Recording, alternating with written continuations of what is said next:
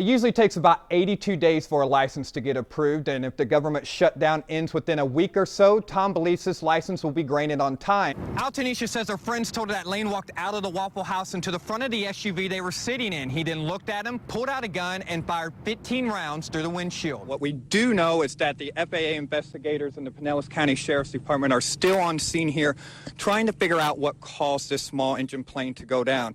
It happened just around 4 a.m. I spoke with the Florida Highway Patrol, who say it'll be another 2 to 3 months before a final report is released on the cause of this deadly accident. I can imagine that with Uber and Lyft, things like that, DUI rates have gone down. Yes, in this study that they did in 19 cities across the United States, they found out that there's been about a 6 to 10% decrease in DUI arrests since these cities have introduced and allowed, ride-sharing programs like Uber and Lyft and things like that.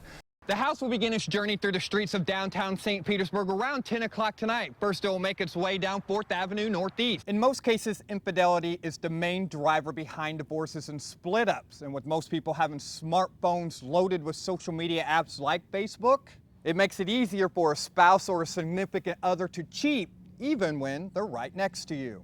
To give you an idea just how close Lisa Clark lives to all the action, as you walk out her front door and look over to the left, you can see that's where the house is where all the action took place. And where this SUV sits is where the SWAT team gathered to confront the suspect.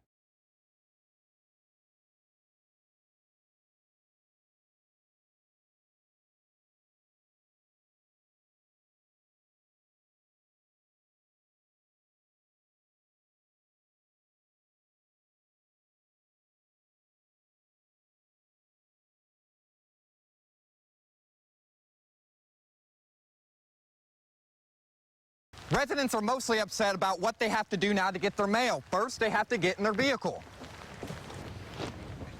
and take a 10-mile drive down to Hudson.